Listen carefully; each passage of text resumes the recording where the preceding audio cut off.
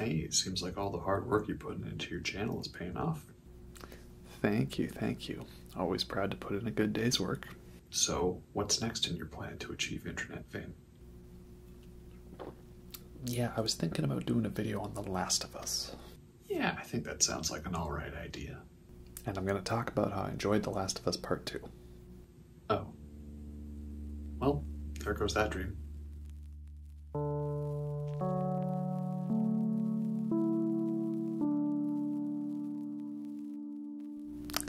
Hello, Oh, there's no one left here. They've all clicked off the video because they heard that I enjoyed Last of Us Part 2. Oh. I guess it's just myself and my own internal thoughts now for this video. Yeah, alright, well, talking to myself is what I do best, so let's do that.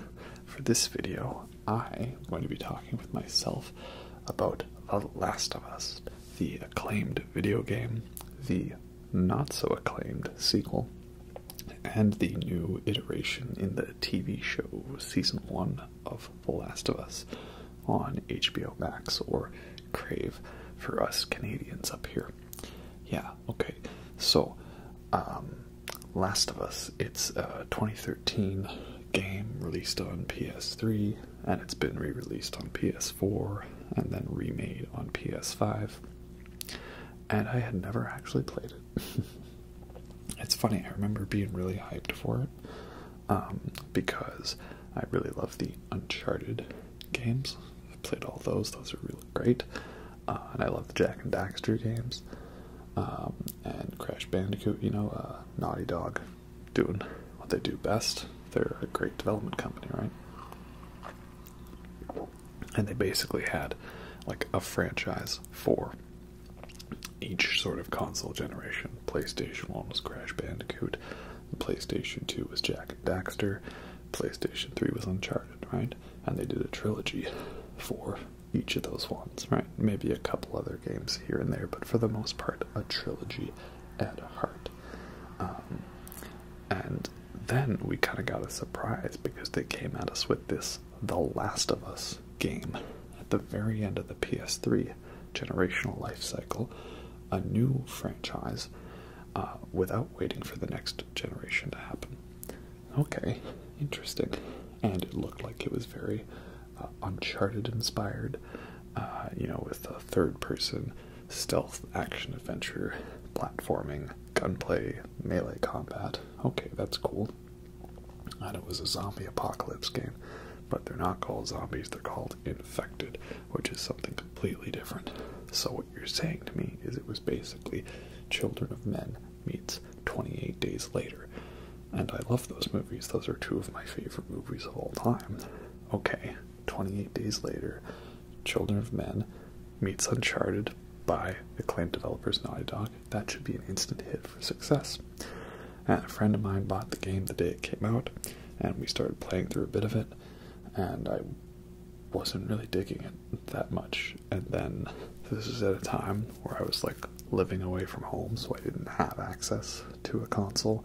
I didn't do a lot of gaming in the middle of the 2010s, unfortunately. So I never really played it. And then it came out on PS4, and I downloaded it a couple times and started playing it. And then I just stopped playing it, and then never got into it. And then there was the hype for the sequel coming out. And so then, this was like right at the start of the pandemic. I thought, man, wouldn't it be like fun irony to like be in a dark pandemic and stuff and play a dark game about the end of humanity? And I thought, yeah, that would have some fun dramatic irony to it.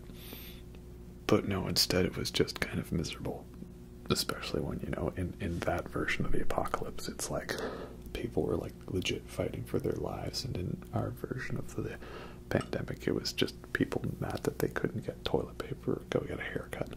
At that time, those were the craziest things that happened during a pandemic: toilet paper and haircuts, and it all seems so quaint now, right?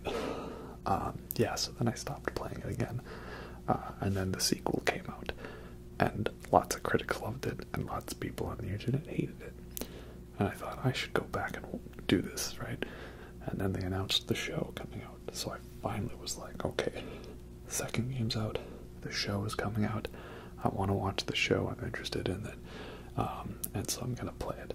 But what also happened is I had my fiance breathing down my neck to play the game because she didn't want to play it, but she wanted to watch the story of it, because she loves all the voice cast in it, like Ashley Johnson, Troy Baker, Laura Bailey, and then supporting roles from the cast of Critical Role, Travis Willingham, Liam, Taliesin, and then you even got Ashley Birch in a role, Aloy from Horizon, Sam Riegel. They got the whole cast of Critical Role, because that's basically like the only 7 voice actors there are in all of North America, apparently. But I joke, they're all really great. And they do a good job in that, and the voice acting is great. So yeah, that was the motivation. So I just recently played through Last of Us Part 1. Well, Last of Us Remastered, because I had the PS4 version. Last of Us Part 2, played through that. And then I watched the HBO Max show, Season 1, which covers the events of the first game. And I wanted to do a video talking about all of these, but there's no gameplay footage. Why? Well, I don't know if it would be interesting footage to talk over, and it's more easy for me to just set up a camera and rant. So sorry if you wanted to see some gameplay footage, there is not. It's not like there's much for boss fights in that game, and a good chunk of my footage would be me stealthing 5 guys in an area and then getting spotted by the 6th guy and having like 2 pistol bullets and not being able to do much about it. So the thing about Last of Us is I wasn't the biggest fan of the combat and the gameplay in Part 1. Like Naughty Dog, I know they're good at doing like movement in video games, right? The movements from Crash Bandicoot through Jak and Daxter to Uncharted are very fluid and entertaining, but the movement in Part 1 feels so clunky, and I understand that you're not a superhero guy, and it is a grounded, more realistic game, but like, I see the way they did the movement in the second one. The second one is so much better in that way. You know, you actually have a dodge mechanic. Fights are just more fluid. I like that you don't have to waste all your crafting materials on shivs that I'm not going to use unless I get grabbed by a clicker, which you can't even use to defend yourself until you scour a million different filing cabinets for 100 pills to pop so that you can get that upgrade. So, yeah, there were so many encounters in Part 1 where I would just get spotted and be like, nope, just kill me now, restart from checkpoint. And I know that's kind of cheesing it, but that was just how I felt. I never really felt for the longest time in Part 1 that I was like comfortable with the number of resources I had, and I only played on normal difficulty. You know, I do play Dark Souls and Elden Ring, but, you know, I want like a balanced challenge, not a insane challenge, and that's what difficulty select is for. You know, do you want it the normal way to play normal, or do you want the crazy, insane, difficult way? And I know some people say, oh, you gotta play the game on Survivor or Grounded. If you do anything less, then that's totally wrong. And that's not really how I vibe. Yeah, I don't know. I feel like I could have upped the difficulty in Part 2. I did play that one on normal, and that one felt like a little more, okay, I'm full on all ammo and all crafting equipments, and I'm still good enough to stealth my way without using anything. So maybe I could have toned it down a bit on Part 2 in terms of, well, upped it a bit, upped the difficulty. Oh well, that's just how it is. But I don't regret playing Part 1 on normal difficulty. Or maybe I was just being too concerned. Maybe if I did use more ammo, the game would give me more ammo. I don't know. Maybe it's a little more dynamic like that. But yeah, for the first chunk of the game, when you've only got like one gun with 2 bullets, and you're just expected to stealth your way, and the enemies spot you so easily, I don't know, it was kind of annoying. It felt tedious. Yeah, and then the game kind of does. It's a thing I started noticing with Uncharted 3, and I really noticed it in Uncharted 4. And I see now how Last of Us was the missing link between Uncharted 3 and Uncharted 4, and how Uncharted 4 was the missing link between Last of Us and Last of Us Part 2. Naughty Dog is basically going all in on the fact that they just want to make movies, or in this case, just want to make TV shows, which is what they've done now with The Last of Us show. Because at this point, the design philosophy is just, if we can make an extra sequence that is playable, we're going to, whether or not it is good pacing or not. I really miss the days when a story-based game was like a nice 7 to 8 hour tightly paced experience. You know, some of those games like Uncharted 1 or 2, you could just fly by them in a couple of nights or over a weekend, and I liked that, you know, just getting really into the game. You know, maybe it's just because I'm getting older, but I feel like I don't have as much time to commit to games. But also, so many games these days are third-person open-world stealth action adventure with RPG elements and crafting and collectibles and stuff. As Yahtzee put it, Jiminy Cockthroat sort of game. That's his, you know, joke name for those types of games. And it's weird that Last of Us Part 2 turns into that type of game for like 1 hour in one segment of the game, and then they never do it again. It was a very odd segment that I really did not like. Yeah. So that's the evolution of these games, you know. And we start seeing that in Part 1. And it's not so bad in Part 1, but then in Uncharted 4, that was where I noticed it a lot, you know. My big thing with Uncharted 4 is I don't like how that game has like 5 different intros, right? There's many type of standard intros you can do for stories, you know, like usually it's, oh, a character wakes up and their alarm's going off. They wake up to a phone call, right? Or there's a prologue or a flashback, like a Lord of the Rings style narration on here's the world we live in. And so when they went to Uncharted 4, right, they thought, how should we approach this intro, right?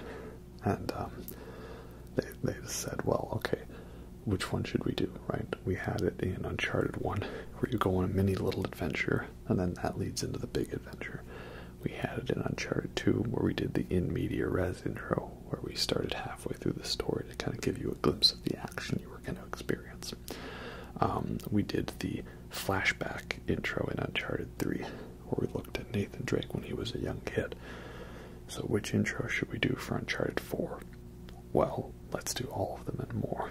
Let's do the in media res intro, then let's do the flashback to him as a kid intro, then let's do his last mission before he retires intro that leads into the plot, and then let's do the he's washed up and old now and he's going back into the action for one last mission bit, right?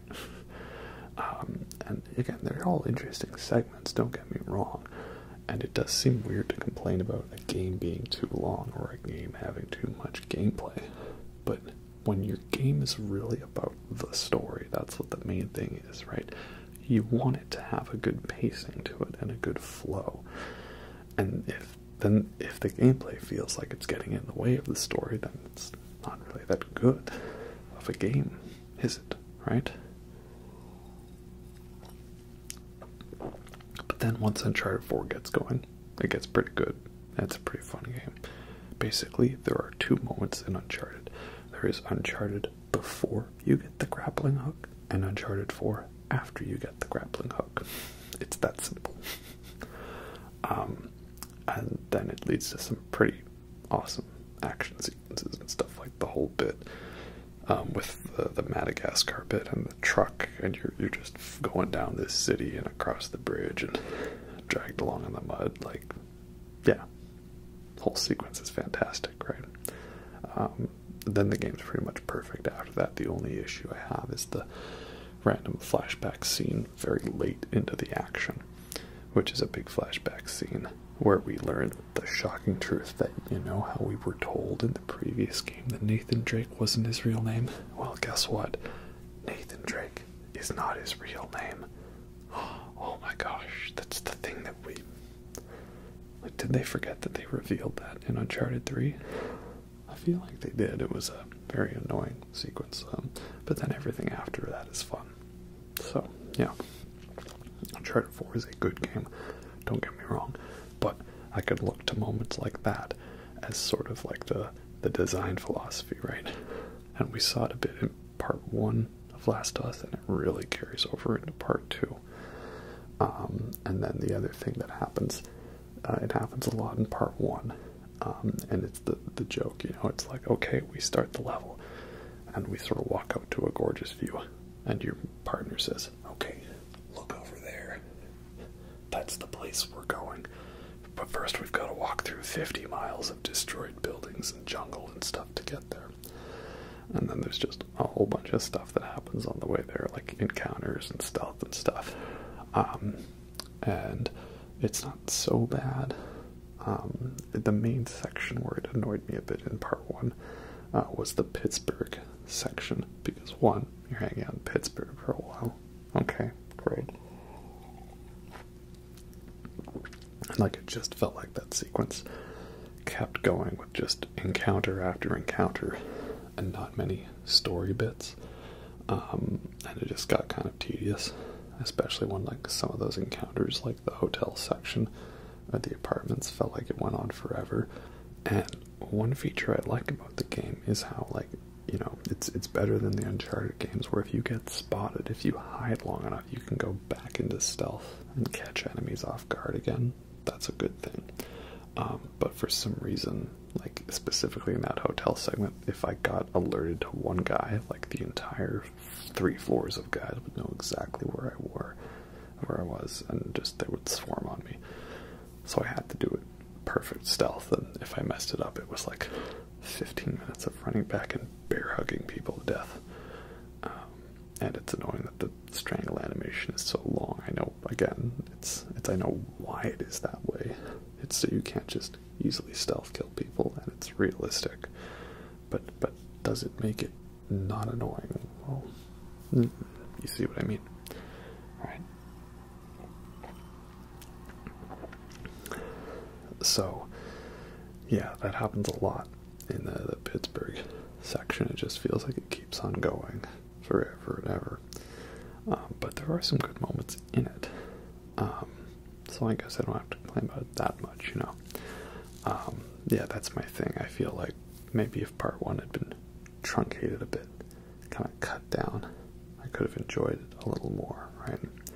Instead, the design philosophy is, how much more can we add?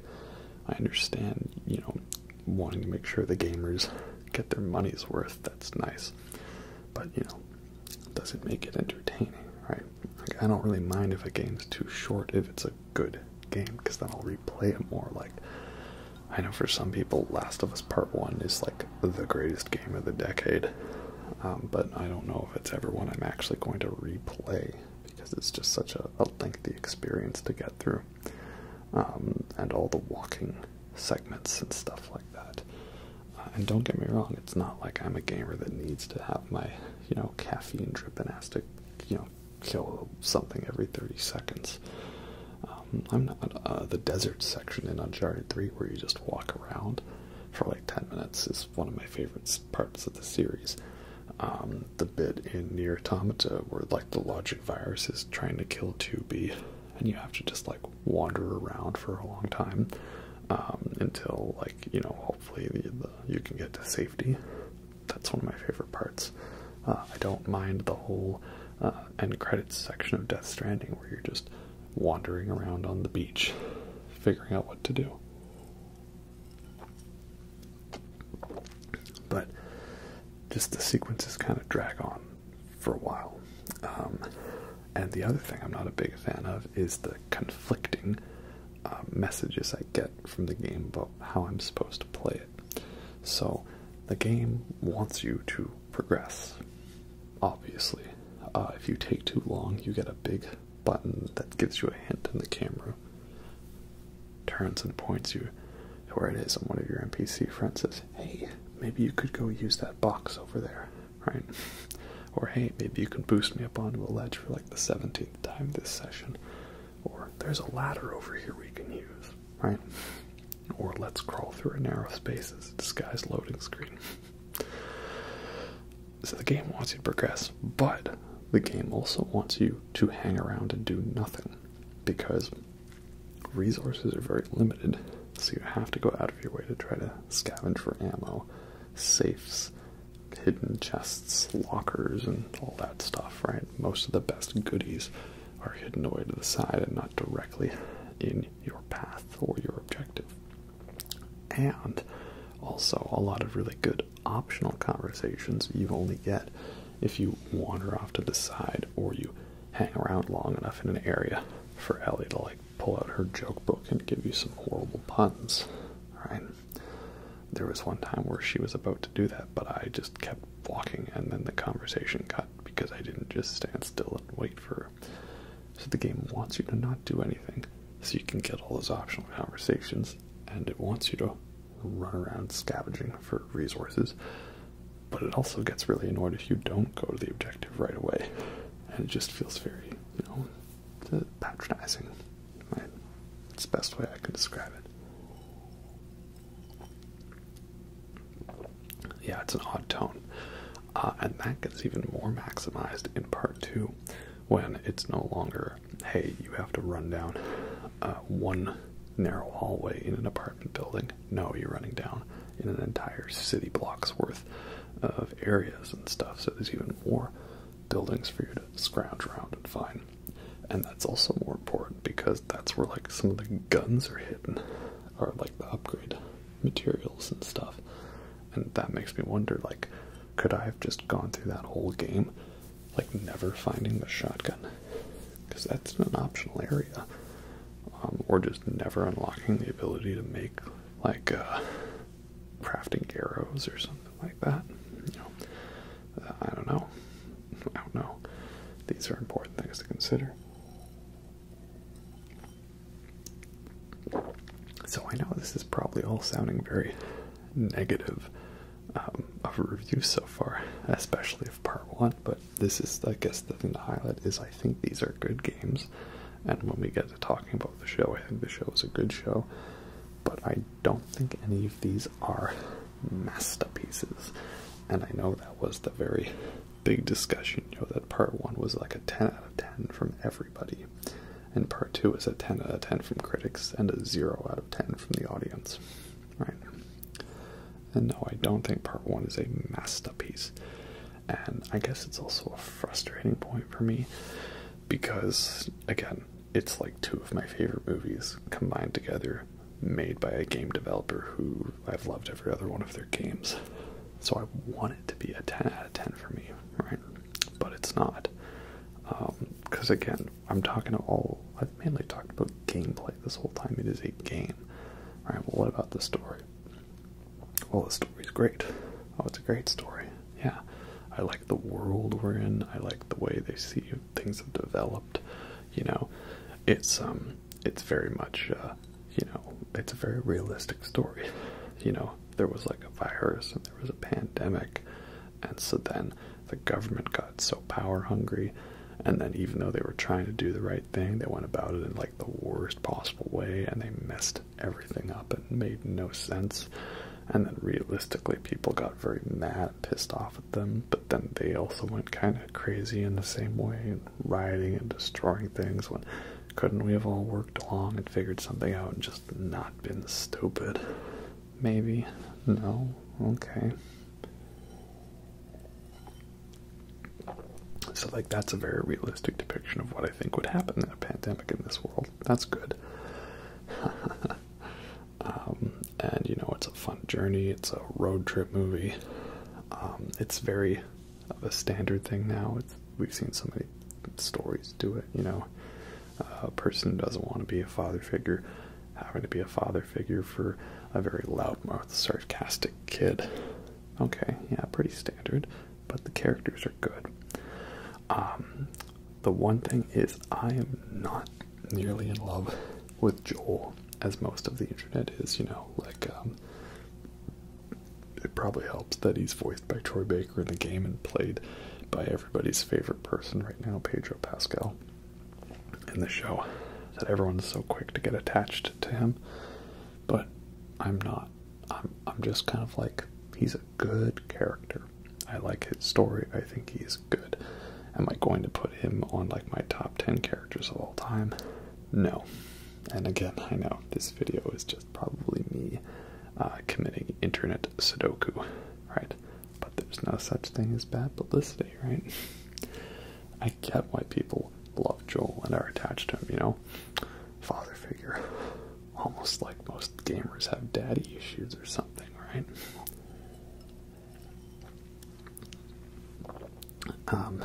But yeah, I was never in love with him as a character. It's interesting, I just think he's like a good character. Which is probably why part 2 did not annoy me as much as it did some people, because it's not like I was so attached to him. Alright. And I like Ellie. Ellie's fun, she's great. Props to Ashley Johnson for doing such a great job with her. Yeah, I like Ellie a lot. Great character. Very well done. And then, you know, Ellie's portrayal in the show by Bella Ramsey is very good. They did a really good job in that role. It's been good seeing them do, like, you know, the serious bit, the sarcastic bit, the funny bit. So, good job, Bella Ramsey. You keep on doing what you're doing. Looking forward to see how well you do with Ellie's material in part 2. That will be interesting, because, I don't know, I'm not sure if I could buy Bella Ramsey as, like, badass, relentless killer Ellie in part 2. But we'll see how they do with that. They did a pretty good job with the David death scene in the show. That's for sure.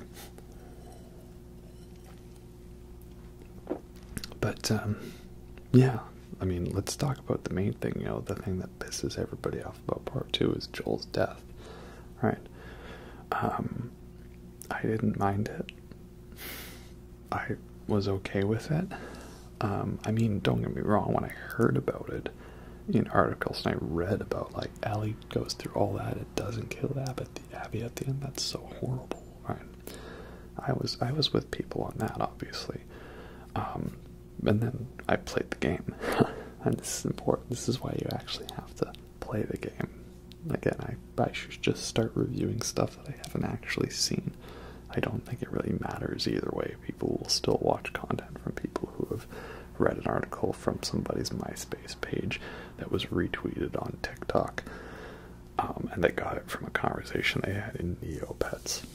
And that's still good enough to count as, you know, film game criticism, right?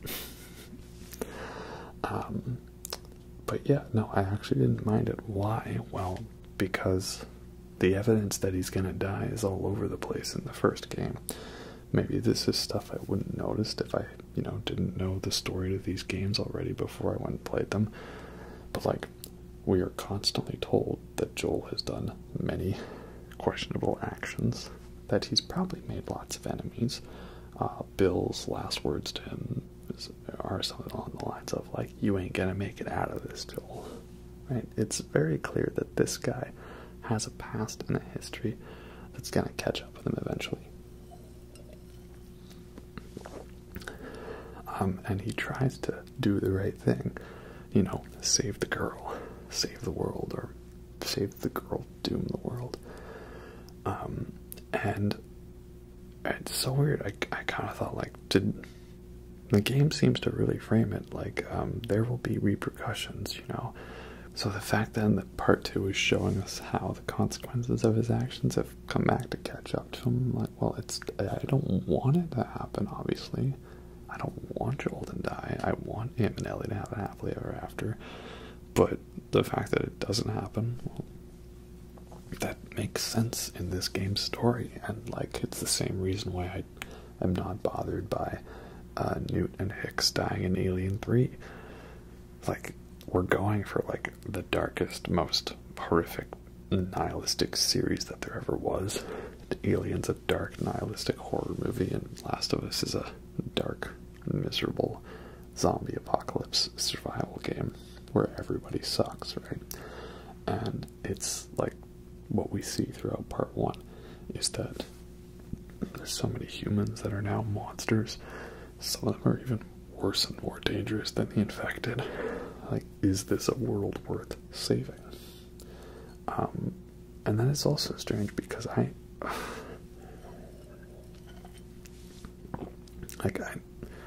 feel like Naughty Dog really underestimated how attached people were to Joel as a character, because I got to the end of the game and I thought, well, I don't want them to kill Ellie, but, like, you know, can we work something out? You know, can we, like, not murder all the Firefly people, right? And you know, I thought, well, you know, this is like a not cool thing that I'm doing. You know, I'm doing the thing I feel is right, but I don't know if it's a good thing. It's a good thing, maybe not the right thing. I'm feeling conflicted about it, right? Did Joel do the right thing? I felt conflicted about that.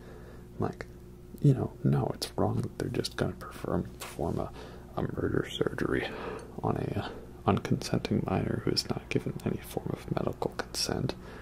I'm sure if they just asked her, she would have volunteered, right? She's got to, you know, make it all worth this, right? They went about it in, like, literally the worst possible way, because these Fireflies are, you know, they kind of shit, right? And again, I understand that the military guys were being, like, fascist assholes, but then they went about it in, like, the worst possible way, where some people were going to be on their side and others weren't, and now there's just, like, all-out war, right? See, it's like, it's good conflict, that's a good story, right? But somehow throughout all that, so many gamers just was like, Joel did nothing wrong, and he's literally an angel from heaven, and he has done nothing wrong in his life, and he's the greatest guy ever, and if you so even just do one remote little thing to suggest that he's not a 100% good person, then you shall be cast out of the heavens and strike down upon thee with great anger and furious vengeance. Right? Ezekiel 25:17.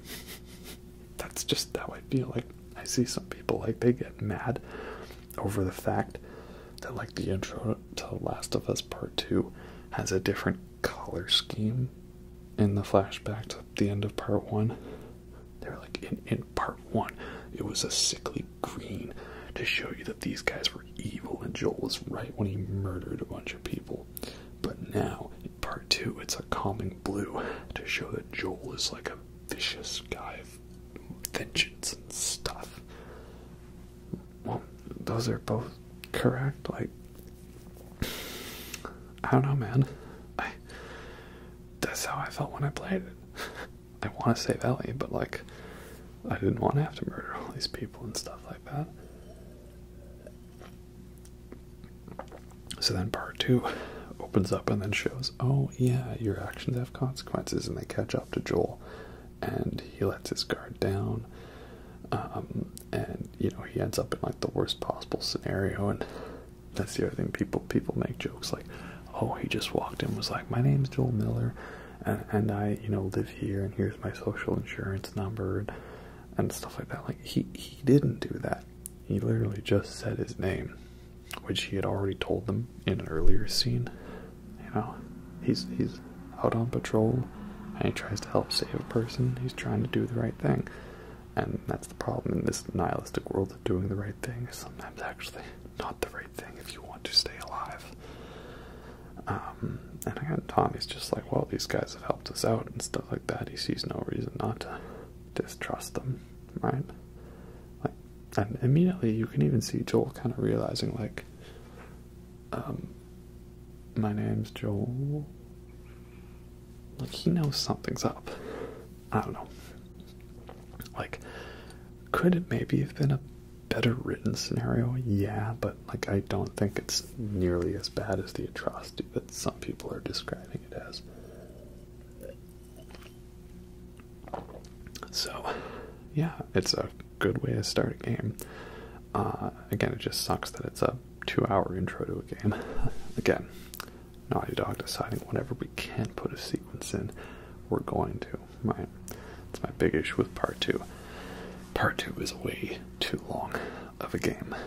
They basically decided if any section could be part of a game, then we're going to do it, you know. And that game feels really heavily padded and drawn out, you know, purely for, you know, gameplay purposes, which I guess is fine, but like it's such a weird thing to complain about, right? Like, you know, like I don't care that Elden Ring is a long game, right? Because it's a big open world to explore. That's the style of the game that it is. But with a game like Last of Us Part 2, it's about the story. And then it just feels if we have long gameplay sections that we're essentially putting the story on pause, and I'm just like slogging my way to get to the next story bit, right? Especially in Abby's section. That's very excruciatingly long. And again, it's weird because, like, on one hand, right, I feel like Naughty Dog underestimated how people were attached to Joel. But on the other hand, like, they didn't, because they make you play as Abby for so long to be like, guys, look, this is her story. And from her perspective, Ellie's just murdered all of her friends, so she thinks she's in the right to do what she's about to do. Yeah, guys, don't you totally get it? And then so many gamers, having just played as Abby for 10 hours, were just like, I don't care. You killed Joel.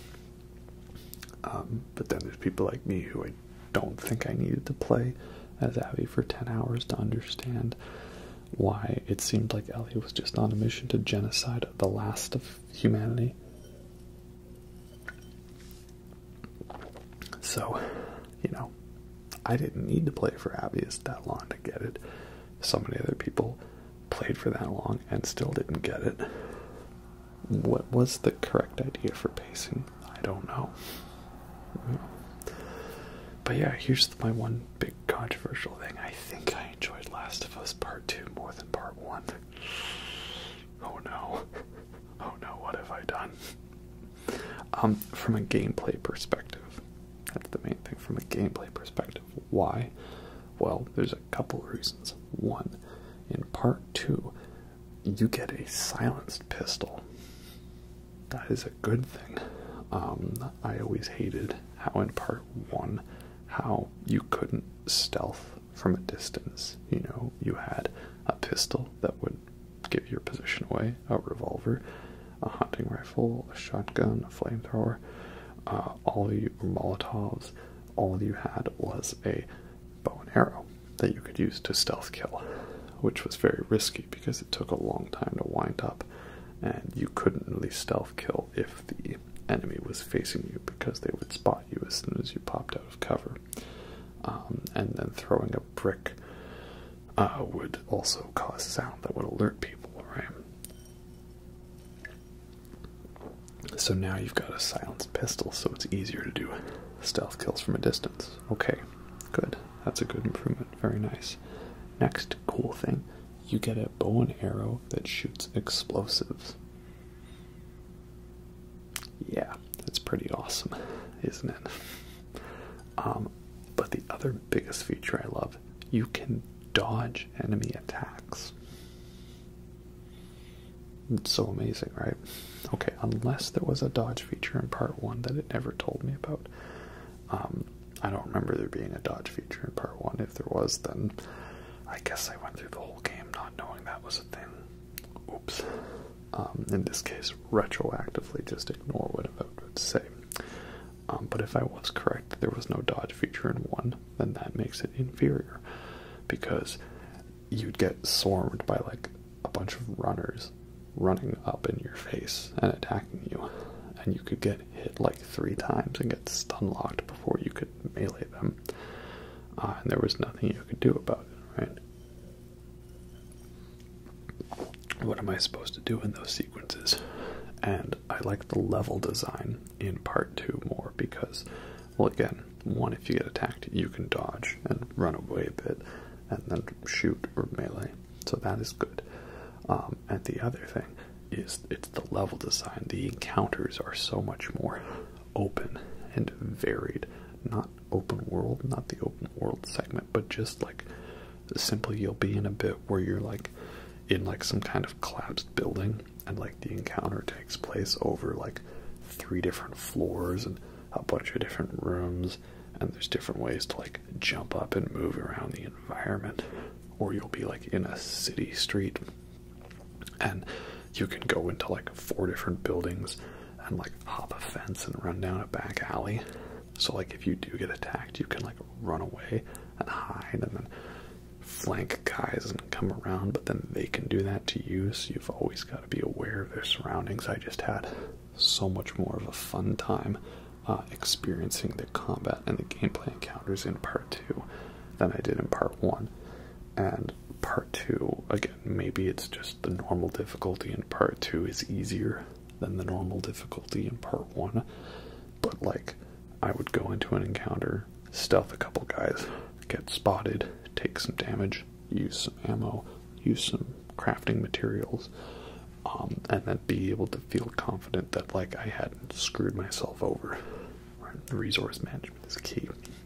Whereas in part 1, if I got spotted, I would just feel like, you know, I think I should just restart from checkpoint because I used both my medkits and I used like all 3 bullets that I had. And oh yeah, I know there's a bloater fight coming up and I don't want to be underprepared for that. So yeah, that's how I feel about that. I enjoyed the gameplay to part 2 more than part 1. But I would have enjoyed it more if the gameplay didn't just keep dragging on. Again, one of the most egregious examples is the whole journeying to the hospital bit as Abby, right? Like, we do a whole journey to get there, and then the encounter in the hospital is great. We'll talk about that later. And then to get back, it's just simply, oh, we magically teleported back. You know, you're not going to make us play that part now, then why did you have to make us play everything up to there, right? All it served for was just more tedious enemy encounters. But again, it is also fun, though, that when you're Abby and you look down, it actually does the Hitchcock zoom, the vertigo effect. That's a fun detail. I like that. And then, yeah, you have the Rat King fight in the hospital. I can't believe nobody on the internet seems to be talking about that. I never heard this come up in the discourse about how awesome that segment is. It's so well built up, you know, like, okay, we got to go to ground zero of the infection in Seattle, where the oldest bodies have been since the infection broke out. And like, you've got like the weird makeshift quarantine sections and the electric doors, and then it all builds up to the Rat King fight. And my god, that thing is so terrifying. I love it. And then we basically have like a Resident Evil style boss battle. It's great. And then it just makes me sad. Like, why couldn't we get more encounters like that, you know? Like, not a bloater fight or a shambler, but like a unique enemy we fight once, like a big boss fight. Like, I know that's not really what the series is going for, but like with how well they did that segment, that makes me wish it happened more, you know? But then other bits where the gameplay just feels extended. It's the whole Santa Barbara section at the end of the game. I kind of thought, okay, I'm going to go there and sneak into a house, and then Abby's going to be there, and that'll be the conclusion. Wrong. You go through a street where there's like a couple of zombies, and I just ran past them. And then they make you do a whole bunch of cutscenes, and then it's like they were trying to establish a new rival gang, this town's version of bandits, the Rattlers or whatever they're called, Raglers, I don't know. And then you just fight through a bunch of them, a bunch of guys who you have no connection to and no real stakes in. It's just simply they're an obstacle in your way to get to Abby. And it tries to pull the whole same thing Part 1 did by having it so the final guys you fight have like helmets or body armor, but it just doesn't have the same impact.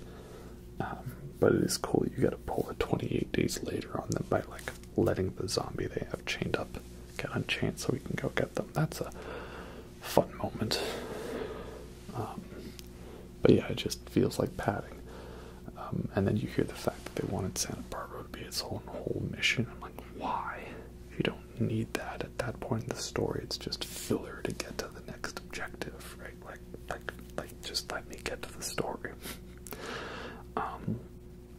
And this is why I was really interested in the show, Last of Us, because, you know, I was thinking, well, they're not going to have to shove in random encounters and stuff to keep the plot going or the gamer interested. There is no gamer now, we're just watching it. So I thought this could be an improvement, right?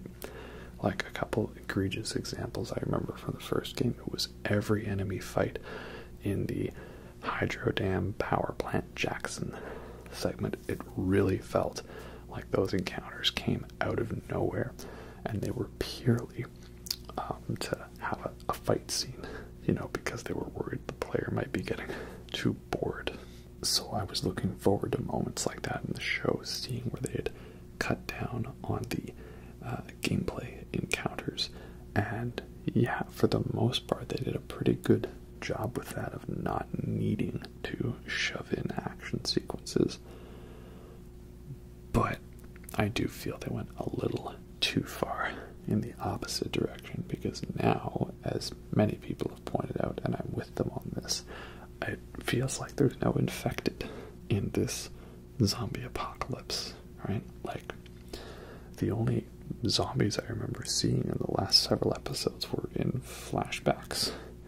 And that makes me wonder, like, do we need to develop a cure for this apocalypse, this plague that seems to be non-existent? Right? They were so plentiful in the earlier episodes, and now we get to here and there's just nothing. And yeah, I think that could have been improved a little bit. You know, not much. I'm not saying I need to see Joel like crouching his way and then shivving a whole bunch of clickers or stuff like that. But there needs to be something to keep us on edge, the constant threat of danger. And I feel like they were definitely trying to rework it into more being about the humans as monsters, which was definitely part of the games, especially in the sequel, but I feel like now it's just gone a little too far in that direction. So it is a very fun show. They really are hammering the point from the second game where it's a human drama that just happens to take place in a zombie apocalypse survival scenario, right? Which is not the worst thing. I just feel like that the first game managed to balance that better. And nowhere, I think, is this more applicable than the final boss encounters, shall we say, in both games. So in part 1, your final boss for the infected is a very long tunnel where there's like clickers, runners, stalkers everywhere. There's so many of them. And it caps off with a dual bloater fight, which wasn't too hard for me because I had full Molotovs and full flamethrower ammo. But, you know, like, that was something that was like a new thing we'd never encountered before. Then when it comes to infected, in terms of the game's final bits, well, I realized the Rat King is actually one of the final encounters for infected for Abby, because after that you go to the island for the, what are they called, the whistle guys, the Seraphites or whatever, Scars, Seraphites Island, and there's no infected there. And then the only really infected encounter you have is like that one is Ellie, where it almost seems kind of like thrown in. Like there's a clicker, a shambler, a couple of runners, and you just literally run past them, and that's it. You don't fight anymore. Apart from those ones that you could potentially unchain in the Rattler guy's base of operations. I'm like, oh, it's kind of disappointing, you know. Like, that Rat King is technically a final boss for Infected, but it doesn't feel that way because there's still a whole quarter of the game left to go through. And then when it comes to the human enemy final boss in Last of Us Part 1, you have to fight off, so many waves of Firefly soldiers. And that is a big upgrade because at this point you haven't really faced enemies with automatic weapons or body armor or helmets, right? It's a whole new level of gameplay challenge. It was the one that really frightened me going in because I remember watching friends of mine play that ending and they just kept dying and they had such a tough time with it. So I knew I'm going to play the game preparing for that encounter, trying to save as much stuff so that I can just have all my resources and go absolutely crazy for that end segment. And I did, and it was fun. It was awesome, right? But like, that's a final battle, that's some build, and it's also very personal because it's the Fireflies, the guy you worked, the guys you worked the whole game to get towards, and now you're basically saying screw it, right? A character in a Last of Us game going on a mission for the whole game and then changing their mind at the end. No, man, that's a dumb idea. No one would ever do. Oh wait, that's what Ellie does too. So really, she is taking after Joel quite well. Am I right? Yeah. So in Part 2, your final human encounter is you go through this like villa resort. And there's a bunch of humans, and they have body armor and helmets. Okay, that's an upgrade. And like 2 of them have a silenced submachine gun, which you barely get any ammo for when you can't upgrade. And it doesn't feel nearly as powerful or useful as a tool as the assault rifle did. And also, we don't really have much connection to these guys. These aren't the Fireflies, it's not the Seraphites, it's not the Scars, it's not the WLF, not the Wolves, or anything like that. It's just a bandit group to fight through. And I guess that's part of the idea that Ellie doesn't care who these guys are, she just wants Abby. But it's like they come out of nowhere, and the game tries to develop them. But at this point, I'm lost. I'm just like, get me through this so I can get to the ending. I'm tired of this. I want out. I'm done. Right? And I know that, again, this segment was supposed to be more developed and longer and have its own thing, and I'm really glad it didn't, because if you were going to do that, you would have had to really needed to rework the whole rest of the game, so this didn't feel like some tacked on coda, which it already is. And yeah, the whole playing as Abby section, I don't hate it. I don't think it needed to be half of the game. I think the point was gotten across quite fine as it was already, at least for me, not for other gamers, right? And people try to make comparisons like imagine if John Wick killed everybody except the guy that killed his dog, right? Or imagine if like you watched half a movie of just following the guy who killed John Wick's dog, right? I don't know if that's really the best comparison because it's a very different type of genre, a different type of story. Like in action movies and revenge movies, we are looking at our protagonist and we want them to achieve their goal, right? But here, this isn't really action or revenge.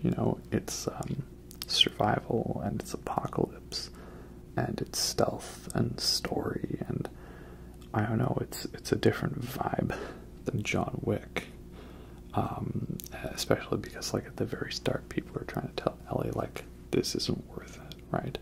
It's very clear that she's doing a thing that she shouldn't be doing, and this is revealed to us more and more throughout the game as we see how people around her get hurt, injured, even killed as a result of her actions. And so then I liked seeing Abby's side of the story to kind of see what happens, but it is a little difficult because you know, the whole time I'm just thinking, like, again, these people killed Joel. I don't know if the game is trying to say, like, oh, aren't these a bunch of innocent people? Golly willikers, it sure would suck if something bad happened to them. I don't think the game's trying to go too far in that way. And I don't know if it's trying to make me feel bad for the fact that I killed them. It's just trying to kind of show the way this cyclical nature of vengeance and killing kind of spreads. You know, some random person who you kill without like a half-second thought in Ellie's side has a whole story and character to them, right? And it shows how, no, you don't know that. Or, you know, maybe you just simply getting attacked by some dog and thinking, well, the dog's gonna kill me, so I've got to kill it. You not realizing what that action has now caused. You know, I do really like the moment where Abby comes back from the Scars Island and sees that everyone she was just there with has been like murdered and killed. So yeah, I totally see why she would run to the theater all angry and want Ellie dead, and why she kills Jesse and thinks that she's killed Tommy. I get it. I understand. Did I need it to be half the game to understand? No. And I understand that she's trying to do the right thing and helping a child and regaining her humanity, much like Joel did in part 1. Yeah, these are good, interesting stories, and I like the way they all intersect. I just think the game could have done a little bit with tighter pacing, right? Though the one thing I do agree with most of the gamers on, and I think should have been changed, it's the bit where you build up to that Ellie-Abby fight, and you finally get to play it as Abby. Not the greatest choice. You've all seen it. So many people have clips of them just, you know, putting the controller down, letting Ellie murder Abby, and that's it. Game over. I'm done. And I get that. Yeah, I'm kind of there too, you know. I think that you could have simply played as Ellie for that part. You know, it would have been a nice bait and switch. I'm sure there still would have been people who would have felt the Abby section was a waste. You know, like, I don't care, whatever. But at least in that case, you would know why. Like, in my perspective, my humble opinion, I kind of would have felt like, instead of, okay, I want this person dead, it would have been like, well, gee, man, it really sucks. Like, I get what you're going for and stuff, but you've also taken something from me personal, so it's me or you. You know, much like how Dark Souls boss fights, right? Like when you're fighting Quelaag, you know she's an awesome person. She's just trying to defend her sister. But from your perspective, you gotta kill her. You need her humanity. You need to ring the bell of awakening, and it's kill or be killed, right? But also Dark Souls manages to get this point across without having to have us play for Quelaag 10 hours. So, I don't know, maybe it's not the best comparison. Yeah, I don't hate Last of Us Part 2. I like it, I enjoy it. Could have been handled a lot better. Could have been done better. I'm not looking forward to the next Naughty Dog game where it's going to inevitably be like 50 hours long and just have not interesting stuff, right? Everything is getting exponentially more in every other Naughty Dog game, right? And then we get to the ending. Ellie doesn't kill Abby, and she spares her at the last second.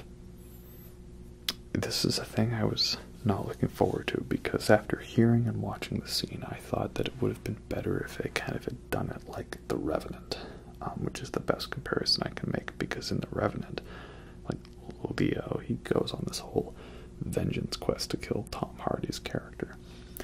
And it's a great movie, and I love it. It's so amazing, so well done. And we finally get to that epic final battle, and he's won, and he's killing Tom Hardy, and he's about to finish it. Tom Hardy just says, like, well, you got your revenge, but it won't bring back your boy. And so at that point, like, Leo, he thinks back to what he was told earlier, and he just says, revenge is in the Creator's hands. He pushes Tom Hardy away into the water. The river carries him downstream to the natives there.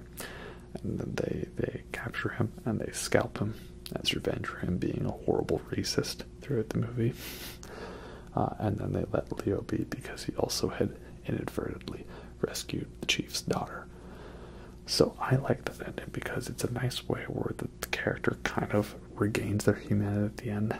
I kind of realize I don't need to do all this bloodlust. It's not worth it. But the bad guy still gets a good death, and it's satisfying, right? So I thought maybe Last of Us Part 2 should have been that way. But after playing it, I actually am okay with the fact that Ellie let Abby live. Because let's say she killed Abby right then and there, okay? What would happen then? Well, if she didn't kill Lev, then Lev would grow up and then would go kill Ellie, and then JJ would then grow up and then go kill Lev, and then somebody else that Lev loves would grow up and then go kill someone JJ loves. You see what I mean?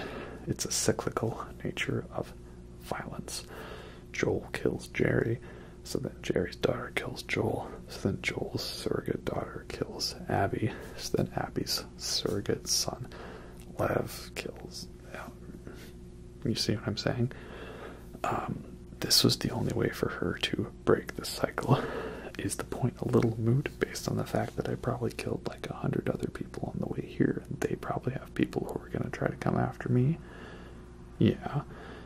Would I be surprised if Part 3 has Ellie get killed and someone else rise up in her stead? No, I wouldn't be surprised by that. But yeah, I understand what they were going for, because at that point, Ellie's become so dehumanized. She's literally only doing this because someone else guilt tripped her into doing it, and she's not doing it because she wants to get revenge. She's doing it because she wants to be free of her demons, right? She needs to overcome her memory of Joel, and I love how we finally get the bit where she's kind of remembered. No, she actually did make peace with Joel. The whole game we're kind of set up to believe that she's antagonistic towards Joel, that they're disconnected, and halfway through we find out that Ellie learned the truth about how Joel murdered the Fireflies and sort of robbed her of her chance to be the Messiah and the Savior. And then, we spend the whole game thinking that's why she's mad, because she never got closure, and then we realize, no, she did get the closure. She's upset because she feels like she wasted those remaining years that she had with Joel. So yeah, it's such a very well done and complex character relation. Could it have been done better? Oh, absolutely. Don't get me wrong. I guess Part 1 is technically the better game, but gameplay-wise, I enjoyed Part 2 more. And I like the environment. It's Seattle. That's an environment I'm familiar with because I've been to Seattle. And I think it's so funny that the Pinnacle Theater is actually the Paramount Theater, and that's where I saw King Gizzard. So that's pretty fun. And then there's that whole kind of cool archway over the Seattle Conference Center. That's really great. I was walking through there on the way to the show, and I kind of realized, wait, I've seen this in The Last of Us Part 2. Oh yeah, because that's the building that everybody has to obligatory point out that that's supposed to be Cheesecake Factory. Yeah, I remember that. That's fun. So yeah, it's really a cool environment. I love the level design of Part 2. The only thing I take issue with is I understand the idea that there's been some flooding, so now the Space Needle is technically on an island, but like the way it's set up is it makes you seem like the Space Needle is on some island that's like way far away, and that's not how it is. I walked from the Space Needle to the Pinnacle Theater in like 15-20 minutes, not even. I don't know why it's a lengthy boat ride and a whole island away, even if it was flooded. And also, if that place was flooded and became an island, I'm pretty sure the rest of that area would be underwater. So there was definitely some gameplay liberties taken there. Oh well, that's how it is. Yeah, but that's Part 1 and Part 2. Again, I do enjoy both these games. Don't make it sound like I'm being so negative. It's just there are some legit issues I have with and I feel like they're part of a larger issue with Naughty Dog's design philosophy as of late, and it happened in Uncharted 3 and Uncharted 4, so that makes me a little worried about what's to come in the future. And then, to talk about the show a bit, again, it's a very good show. I like what they've done. It's very faithful to the source material. That is good. My only issue with it being faithful is that the problem is with being too faithful and too loyal, is that people will always appreciate those moments where you show how loyal you are as an adaptation, but then it means that in those moments where you are not loyal or you do something different, it does stick out a little more, right? Like one small example, there's the whole bit, of course, where Joel, is driving the truck with Ellie, and they see the injured guy, right? And he just decides to ram him down because he recognizes that it's a trap. There's one extra line in the game, Joel sort of confidently going, he ain't even hurt, right?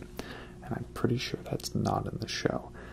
So in the show, Pedro Pascal is Joel. He's just kind of seeming like, I think this is a trap. Or, his Mando voice, I can bring you in warm, or I can bring you in cold. Whereas Troy Baker's Joel seems a little more confident, like, alright, Ellie, I got this. Nah, he ain't even hurt. See, small change. Doesn't actually matter that much, but it's more for people who know, like me, or like how in that scene they don't get run over by a bus or hit by a bus there, they just kind of randomly crash into the side of the building. Okay? Little things like that. Not deal breakers, just stuff that you notice is different, and you notice it more because the show does such a good job of being loyal. But yeah, it's really great. They definitely did their homework with it. Those little flashback bits they have at the beginning of episodes are pretty nice stuff. I like the way it's shot. The visual effects for like the clickers and the infected and a lot of its makeup with a couple of little CG enhancements, those are all very good. I'm hoping that part 2 will have a little bit more of a bigger budget, and perhaps the whole filming won't be as affected by COVID. I don't know how much of a part that played on the filming of the show, but I know it definitely impacted it to some extent, because they were probably a little more restrictive on the filming. And again, I kind of wish there was more infected. I'm not saying there needs to be badass action sequences, but it just, near the end of the show, I kind of felt like, are there any infected alive anymore? Like one big egregious example of an exclusion of infected is the whole winter bit with David. So obviously when he shows up, he's kind of very strange and sus, right?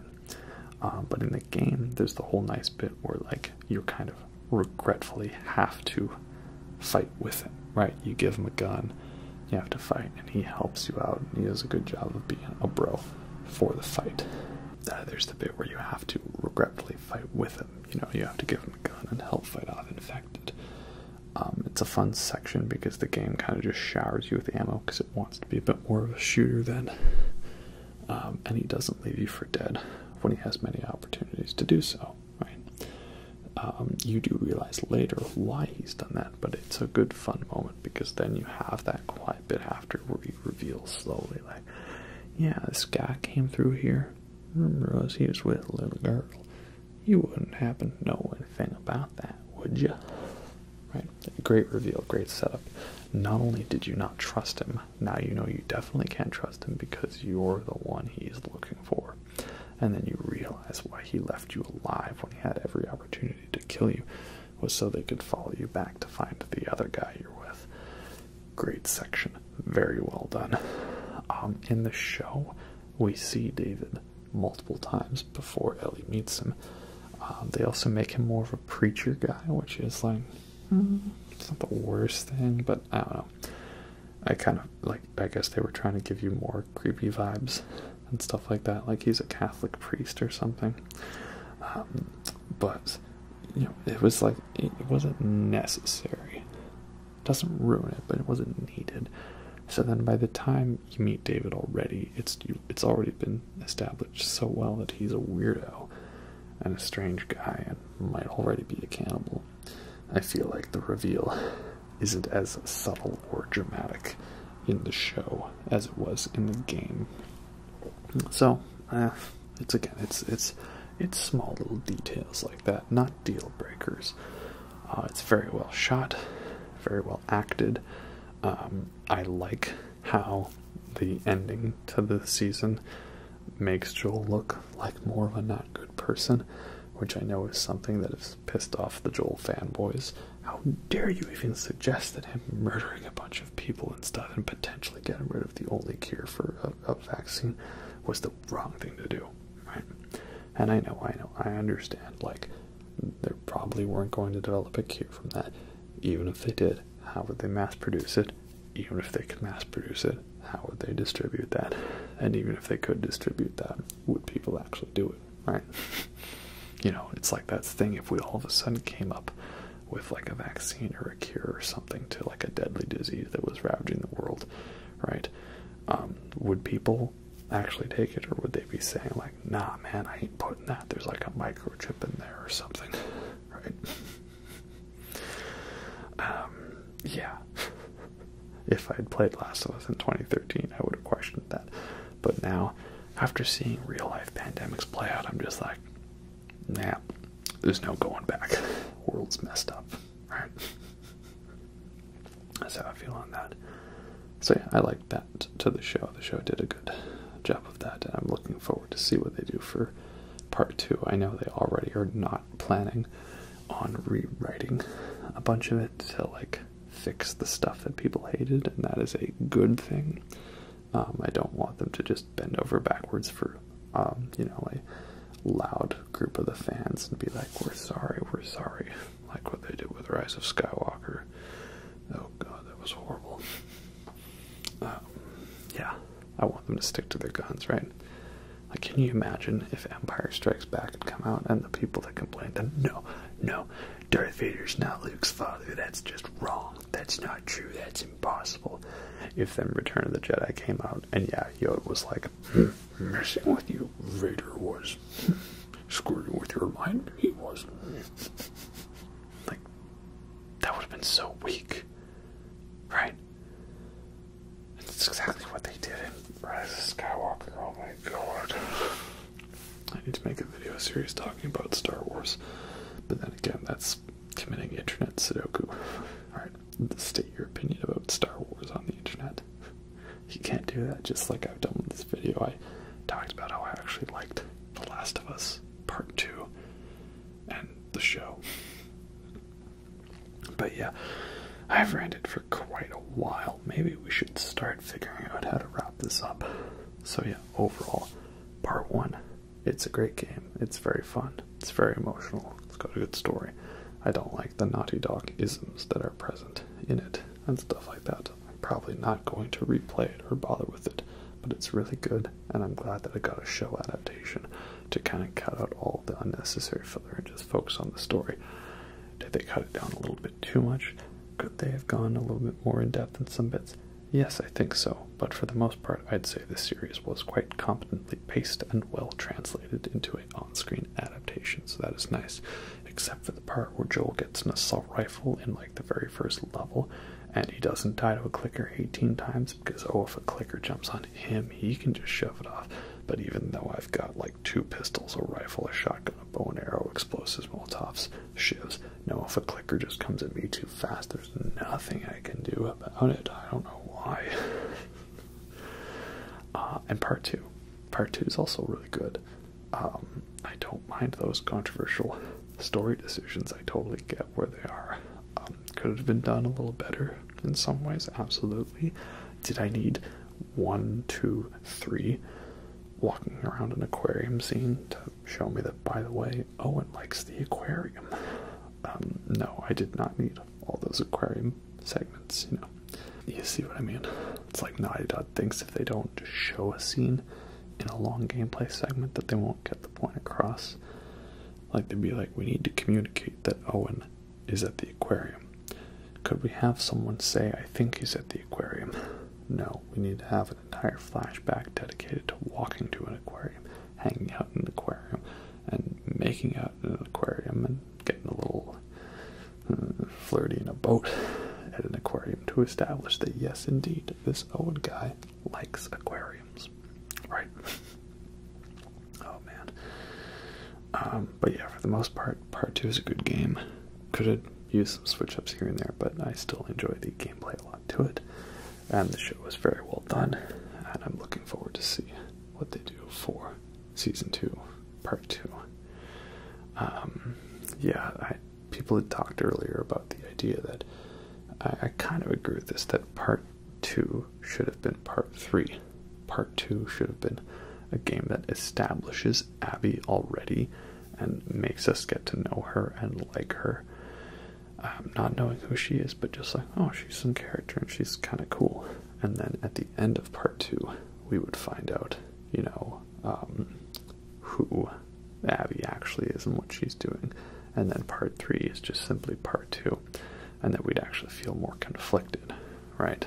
Like, having someone kill Joel and trying to get us to empathize with the killer after the event is a tricky thing.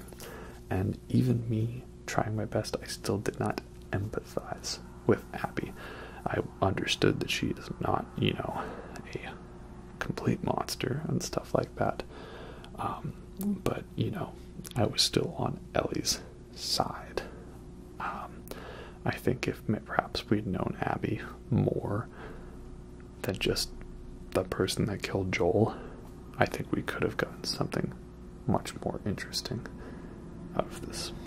But would that have actually worked? I don't know. Would it have been what Naughty Dog wanted because it wouldn't have been as controversial? You know, were they just trying to annoy people? I don't know. I don't know, man. I don't know. Well, we're probably not going to get Part 3 until the PS6 is about to come out. So, yeah, we'll see how that goes. I don't know, at this point, I kind of want Naughty Dog to try something new, you know? Again, we had the different franchise on each console, right? And then PS3, we got 2. We got Uncharted and Last of Us. But then they didn't really do anything for the entirety of the PS4 segment, except for Part 2, which I don't even fully count because that came out basically like a couple months before they announced PS5. So to me, it is a PS5 game. I know it's not, but that's how it feels. And also we had Uncharted 4. So the PS4 era was simply 2 sequels to 2 PS3 series. So I kind of want to see something new that's not Uncharted or Last of Us and is like different, right? Each one was different. Crash Bandicoot was like a side-scrolling / 3D, you know, puzzle platforming. It was a platformer, essentially, right? And with a very fun hub world type thing. It was very fun. Loved it. And then you had Jak and Daxter, which started off as like a third-person platformer action adventure game. And then eventually it became something different in the sequels where it got a little more violent with like guns and stuff, but it was also open world with like exploration and side quests, but not an overdone open world. It was very fun, and it basically turned into Mad Max Fury Road in the third game before Mad Max Fury Road even came out. So that's great. Such a fun game, man. I love it so much. And then you had Uncharted, which was again third person and a platformer and an action adventure game, but now it was very more story driven, focused on big set piece moments. So then you get to Last of Us, which is very, very similar to Uncharted, except it's more depressing and there are zombies instead of it being fun and lighthearted. And now we've had more sequels to those games, so I want to see them do something that is different, both gameplay wise, concept wise, and story wise, and a new franchise. But then it might not make as much money, so we'll see. Anyway, yeah, we'll see when Part 2 comes out. Hope you guys enjoyed this for those of you that actually did watch the video and didn't just angrily click off when I said I enjoyed part 2. You guys are awesome for actually hearing what I have to say. You know, this is why you actually have to play a game or listen to a review before you comment, right? Anyway, hope you all enjoyed that. Hopefully you guys enjoy the Last of Us games. You probably enjoy them more than I do. Don't get me wrong, I like them, just I'm not in love with them. Anyway, hope you all enjoyed that. I'll catch you next time.